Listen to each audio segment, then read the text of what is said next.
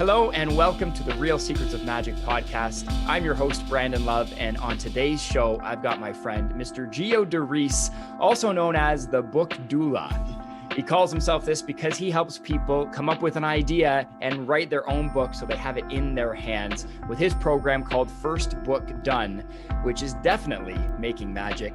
Geo, thanks so much for joining me on the program today. Thank you for having me, man. I'm super excited to dive in and have this conversation. And we've been meaning to have this conversation for a while. And for our listeners at home, this show, The Real Secrets of Magic, if you don't already know, we're not here to talk about magic tricks, although I do love to talk about magic tricks. This show is about the secrets of magic making. Beyond the tricks and sleight of hand, it's about creating possibilities and doing really cool stuff. And Geo, you and I have our own show on another platform called Making Magic. So it's kind of fun to have you here to chat a little bit more about one of our favorite topics in the world. Absolutely. For people listening and watching at home, Geo, maybe you could share a little bit about the magic of First Book Done and helping people produce their first book. Yeah, I think the coolest thing about the whole idea of like helping them birth their book, right, with the whole title Book Doula, is just the magical part is helping someone take something that is inside of them and making them transfer it out to others through the outside, right? When I hear how many people are getting stuck with the idea in their head and the things that they wrestle with, whether it's imposter syndrome, whether it's just like, I don't know how to do it in terms of structure or the steps that it takes. The whole idea with First Book Done is we literally walk you through it so that those things that have been barriers that may have been hindering you from being able to produce it, once those things are knocked down, you're able to freely go ahead and express yourself and present yourself as the highest form of you in the highest form of service that they would like to do by producing this book. So it's been an absolute wild ride. But the biggest thing I would say, and you said it earlier in the introduction, is going from idea to book in your hand. And the ideas are really locked inside of us. And what First Book Done does, and what I help them do, is to go and unlock that so that it can come out and do the impact and help people with the information that's in the book. It's amazing. We've talked before a little bit about this program, and I've heard from another speaker, and I'm going to get in trouble for not knowing his name, but somebody once said, everybody has a book inside them. And kind of the goal before you die is to get it out into the world. And I just love that because I think it's so true. Can you tell us about the program itself? It's called First Book Done. How do you recruit people, and how many people have gone through your program so far? Yeah, so the recruiting process is being on amazing platforms like podcasts, just like this, doing webinars for other people, doing it for myself, and just letting people know, eliminating the confusion that is often attached to it, right? And so I go on other people's platforms, you're essentially borrowing people's audience, but you're providing value when you are talking so that the people who are listening are saying, wow, that sounds pretty good. I would love to hear more. And that's how they get introduced to the First Book Done.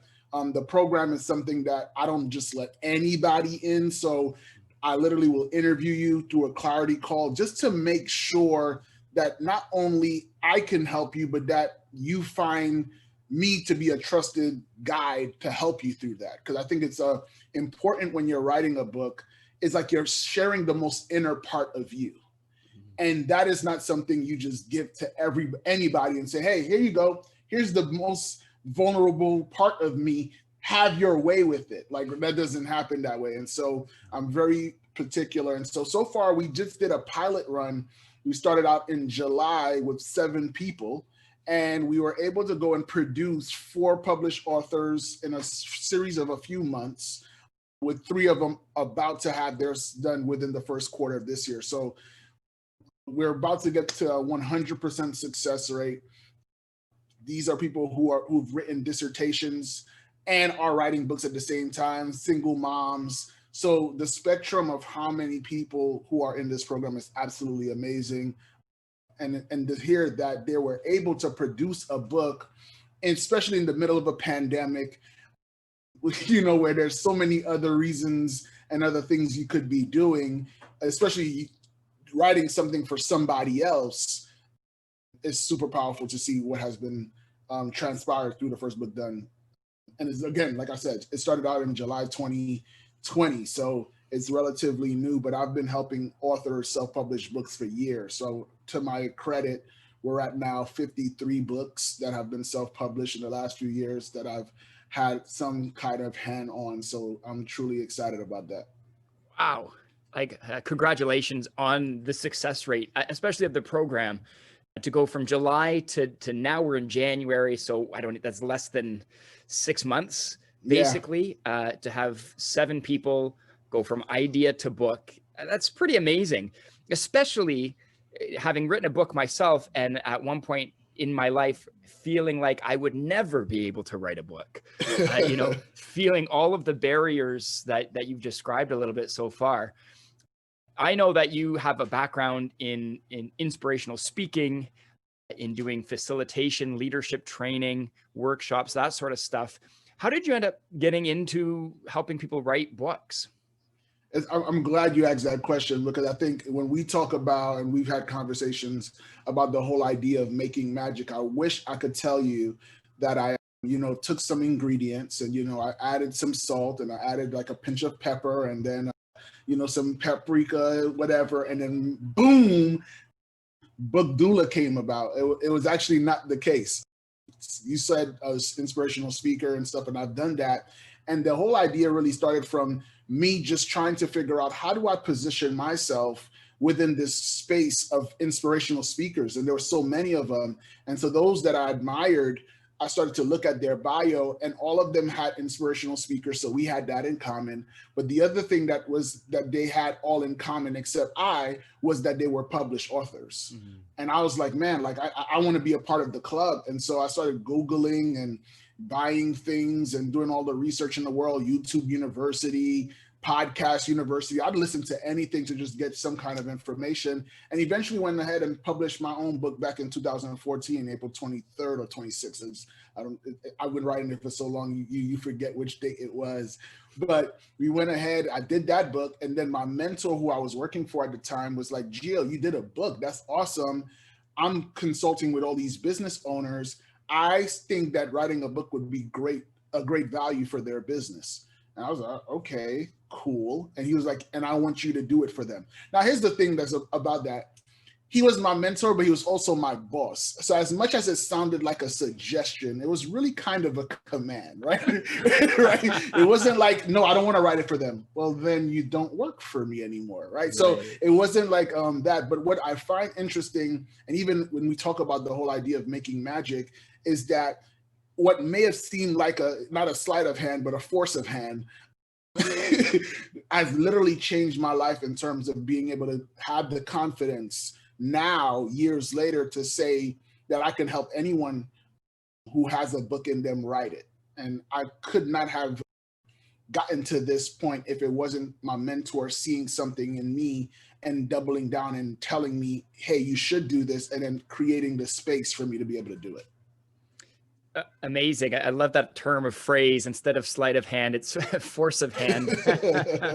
That's pretty great. And obviously that's the way it goes for so many of us, right? Just some chance circumstance presents us with the opportunity to rise to a challenge, and we build the skills we need as we go.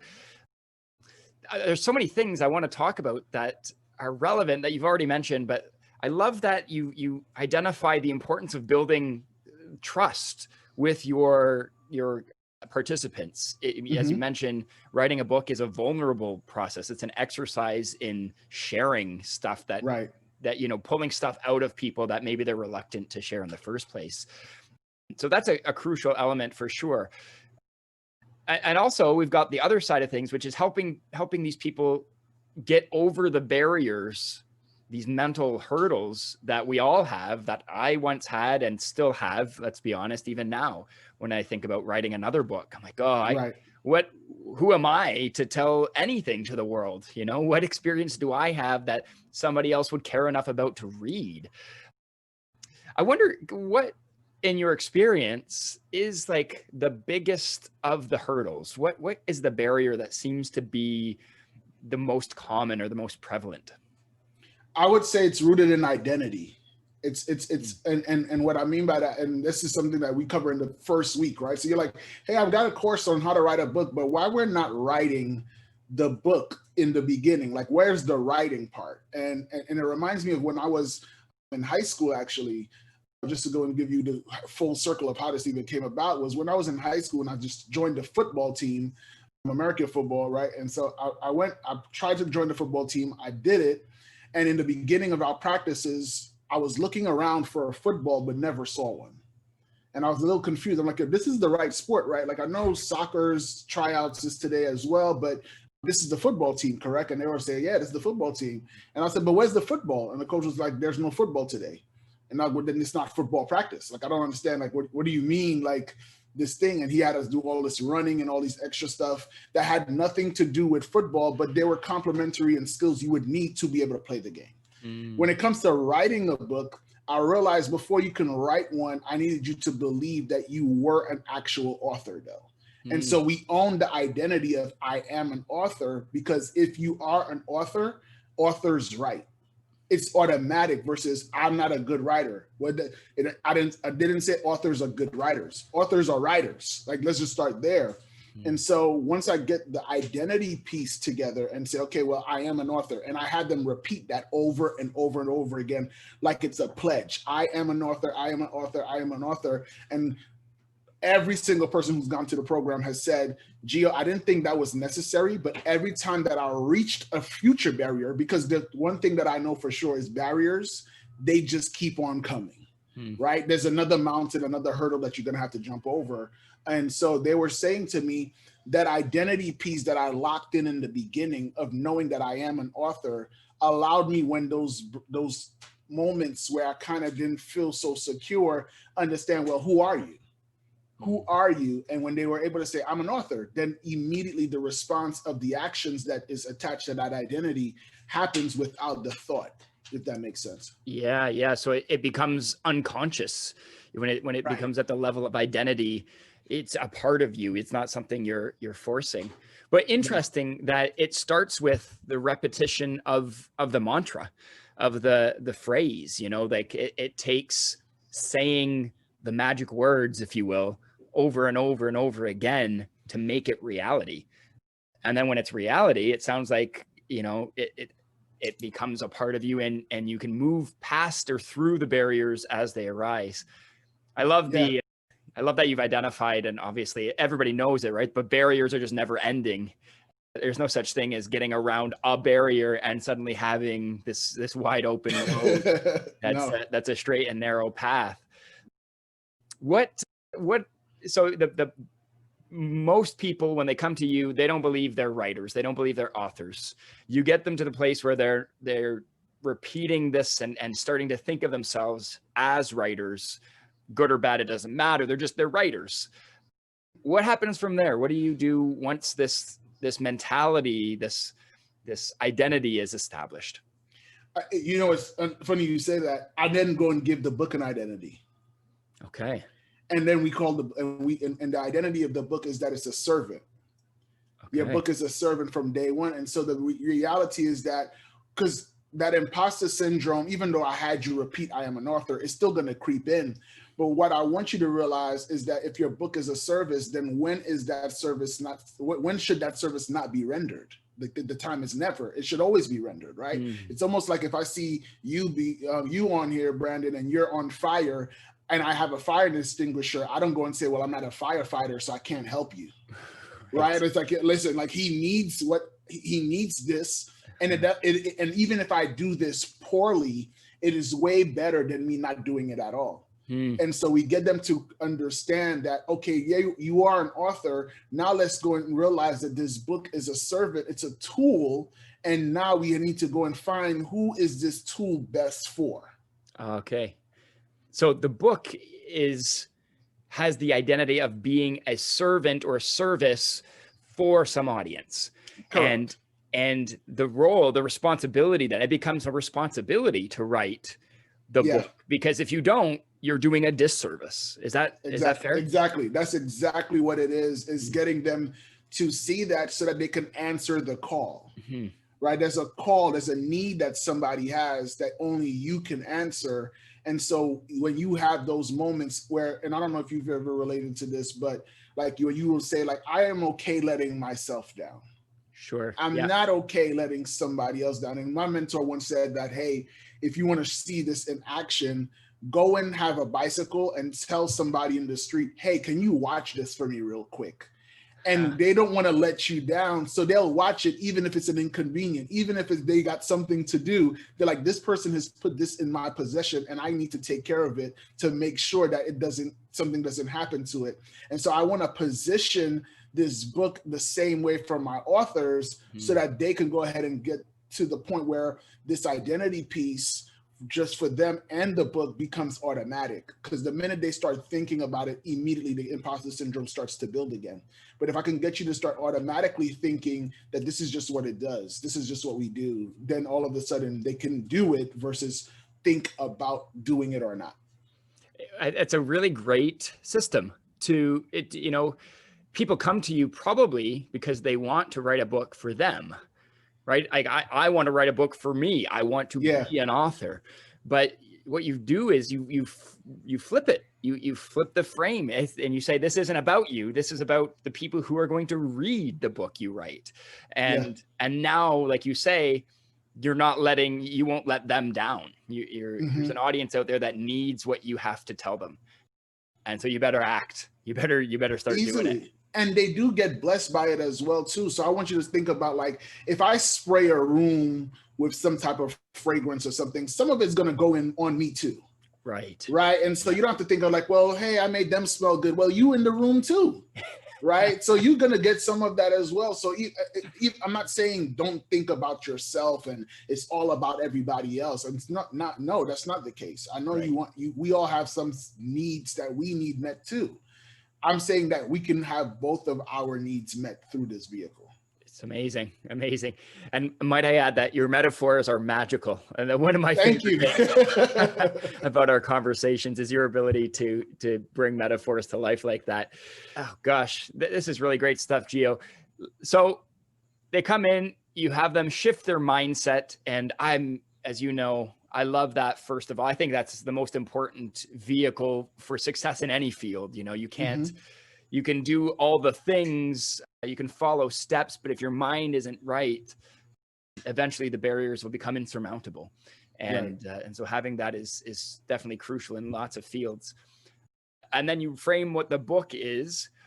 Can I ask, and without, tipping your proprietary content, but what's the process from there? How do people go from having an idea of a book to writing it? Yeah, then it gets to the point where there's something I have called the 3 W's. And the 3 W's is who am I writing to? What problem do they have that I'm looking to solve? And why is it important that I'm solving this right now? And why is it important that I'm the one solving it? And so the reason why we talk about that last part about why are you the one is because the question we normally have is, who am I to write a book? But there's something specifically about you. There's a perspective that you have that a certain group of people need to or will only listen to it from that perspective because of something that you have that nobody else can replicate. And a perfect example of this was one of my students. She wrote an amazing book called Her Cage is Her Cocoon. And then she read an email from someone who was essentially saying the same thing, and it rattled her a little bit. And she was like, oh, this person just said the same thing I said. And I was like, no, you're missing the bigger picture. The reality is that person said it, but that's an Asian entrepreneur and you're an African-American woman. There's certain African-American women, they're not going to listen to that message from that media. So you have this power. So once we get them to identify the 3 W's, then we start to build an outline. What is it that we want to say to them? What is it about the people that you are writing to that what do they need right now? Where are they now and where would they like to be? And how could we go and start to build some steps together to allow them to see, hey, I understand. I can resonate with you and understand where you are right now, which is very important for someone to know that you understand me. Mm-hmm. And then I also understand where you would like to be because I've been there before, or I'm also in the journey of going there. I just may be a step ahead of you. Right. And then sharing that with them is super powerful because so many people share the how to win when they're at the mountaintop. And if I'm in the valley, it's too unrealistic for me to think I can make such a leap. But if you're halfway in the climb and you look back and you tell me, hey, here's how I got these 5 flights on the way to flight number 10, then all of a sudden they are able to go from 1 to 5. And then you kind of get more, if I'm honest, when you're at 5 and you see 1 climbing, it reassures the climb that you are on yourself. So one of the things that I found with this whole thing, as they outline the stuff, and it's really just developing the content. And it's not like so finite, it's not final. It's like an ongoing, almost like a living document that continues to change as you engage with it. Ooh, that's powerful. That's really powerful. The idea that you're validating your own journey when you see somebody else taking heed of your experience, like learning Correct. from what you have to share. Yes. I also really dig that, you don't have to have peaked the mountain. You don't have to have climbed, you don't have to be there, right? Success to anybody else on looking doesn't have to be the ultimate pinnacle. Success is having a few steps on them. Yeah. And actually that's way more relatable, as you say. It's dawning on me as we're chatting here that this process for writing a book is probably super similar to the process for starting any venture. Like, you want to start a business, you need to first tell yourself that you are an entrepreneur, or Correct. that you are a problem solver, or that you are a firefighter, whatever it is you're going after, even if it's not even starting a business. You build Right. that as part of your identity. And then there's the thing you want to do or produce. You create that, you give that an identity of service. You frame that from the perspective of the problem you're trying to solve for other people. And then you ask yourself these 3 W's to find yourself in the niche position of like, this is why I'm particularly suited to do this now for these people. Absolutely. Ooh, this is like a magic formula, my friend. This is really cool. And the cool thing about it is that I see it as a formula now that we're talking backwards to it. Right? It's like that whole quote about Steve Jobs says, you can't connect the dots moving forward, but you could connect them looking back. Right. It's a formula now, but as I'm doing it, I didn't know it was a formula. Right. But essentially what I'm telling the authors to do, I did myself in validating the idea. In the middle of trying to figure it out, I shared with them where I was at, and that gave me the courage to finish it and produce it. And they're continuously reinforcing this idea and showing that it's true. That's so cool. That is so cool. I really love that, Geo. We could talk more about this. I do have one more question, particularly about writing. Obviously, we could talk forever about this process, but absolutely, the one thing that everybody knows about, whether you are a writer or not, is writer's block. Getting into the flow, getting some success with some writing, but eventually coming up against a sort of a barricade or a lack of momentum and feeling stuck. Do you have any tips or tricks for people who are experiencing writer's block as they write, or maybe more broadly as we're speaking to people who get themselves stuck in their own, as they're creating their own stuff? Yeah, it's interesting you said that, because I knew it was going to be on here, and I have a free gift for everyone who's listening, and you can get it at the writersblockcure.com. You can get a free gift. I literally wrote out this thing because I knew this was a big problem that a lot of people were having. And so I'll share just really quickly the solution with it, but it's in more detail. It's a masterclass. There's nothing you have to pay. Just tell me where to send it and I'll send it to you. Okay. But the idea is, when we have writer's block, a lot of times it's like that. When we have a block, we try to solve it with whatever it was. And so I got writer's block, so I need to just write more to get over the block, versus, well, what if we could just get around the block versus trying to go through it? And so what I have found as a trick is to speak, because typically we don't have speaker's block. We have writer's block. So what I'll do is I'll say, hey, well, tell me what you were trying to say. And then they start saying it. And then it's like, you just did it. And they're like, I just did what? You just wrote it. What you mean? You just told me, we just talked for the last 30 minutes. And that's about 4,000 words that you just gave me. And they're like, no way. And they're like, are you serious? And I'm like, yes. And so anytime you're stuck, just have a conversation about it.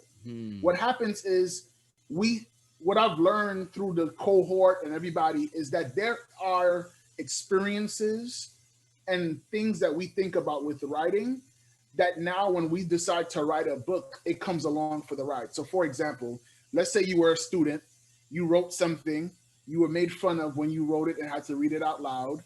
That experience comes along for the ride when you have to write a book. Right. You don't just because you're like, hey, I was 6 and now I'm 36, that still is in the back of your mind. And so we need to go and how do we get around it? Or let's create an experience that doesn't have prior knowledge of anything negative or positive. It's just new. So a lot of people where they're like, hey, I was speaking, it's like, I need to remove you from thinking to just being. And so the speakers speaking it out, and I did this literally because I got writer's block. Yes, I wrote my first book, but my second book, I was stuck. I was like, I don't know where to start, how to start it, whatever. And so all I did was an outline and I just spoke it. And Brandon, like I spoke it, and before I knew it, 6 hours later, I had 40,000 words. 40,000 words, just writing it, just speaking it out. And so now all of a sudden that cursor of death that you normally see on your computer screen, that is literally bullying you. And it is telling you, Brandon, I don't know why you lied to yourself last night and said, oh, at 5 o'clock in the morning, I'm committed. I'm going to wake up before everybody wake up. I'm going to beat the sun up and I'm going to go and write because I am a writer and I'm an author, all that stuff. And the cursor's like, okay, no problem. And then you open up your Word document and you ready and you've made your coffee and everything. And that cursor is going like this. It's blinking at you. Yeah. It's blinking at you. And you're over here and it's like, and then you get stuck and you're like, you know what, maybe it's tomorrow. I'm more of a writer at night and stuff. And you lose that battle. But when you go and you speak and you can see 40,000 words after you record it, you transcribe it, and you see 40,000 words, it's easier to go and fix and rearrange the pieces when they're there. It's a lot harder to rearrange pieces when there's no model, there's no words already on the screen. And so that's just one of the ways that I've found to work very, very well to help people just to get the car running, to get some momentum when it comes to getting the idea out of your head. I think that's really great. It's about just getting a little bit of momentum, right? When you're stuck, you're inert. It just takes a little bit of, you get the wheel rolling and then it rolls faster.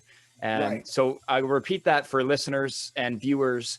The website is thewritersblockcure.com. I will, of course, that'll be shared in the link in the description of this episode.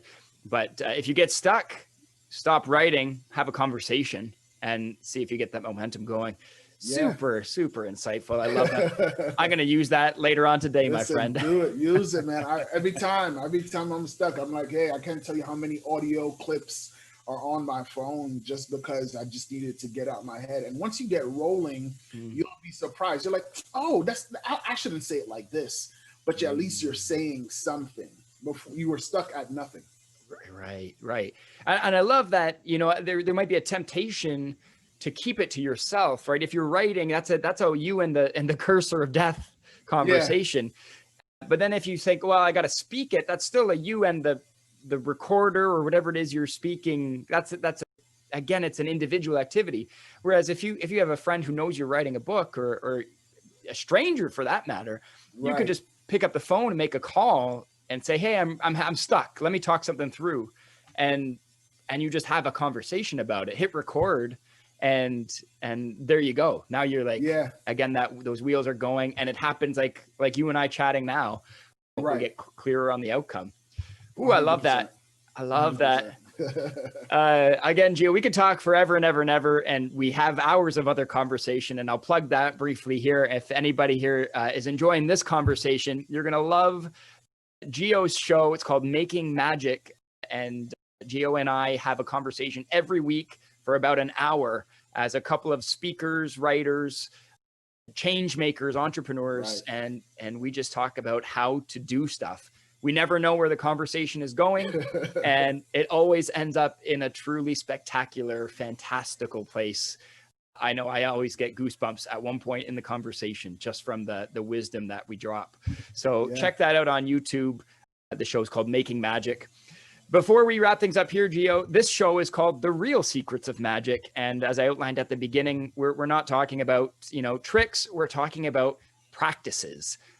As you know, being a conjurer, sleight of hand artist myself, everything that I've learned from magic is about the practices that we keep.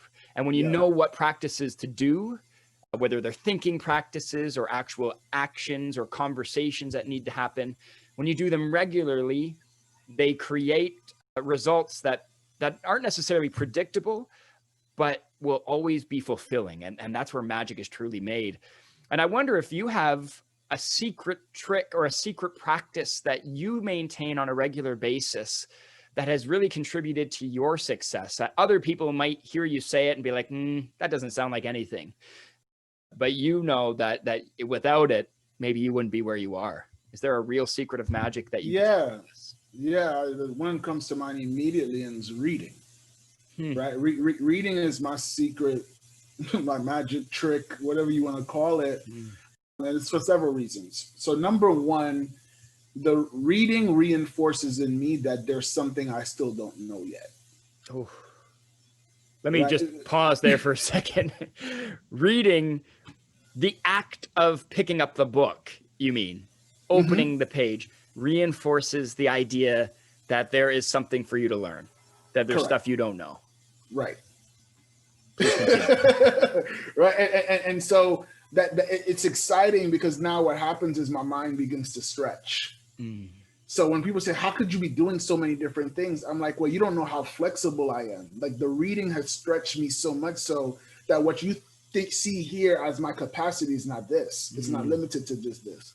And so that's the reason why I'm so big on it. But I've noticed that it's also helped me to discover different ways of communication that I wasn't even aware of. And so it gives me a more enriched life, right? I think of it like what reading has done for me is it's allowed me to see everything at a 4K perspective. Cool. Like I'm introduced to a new dimension that I didn't know of before. And because of that, the clarity is crystal clear. I feel as though I am living in the moment that I'm reading in. And so, and this is coming for you, just so anyone who's listening to this, who might be like, oh man, I'm not a reader. I don't like that stuff. I want you to understand that this is an embarrassing brag. This is not a humble brag.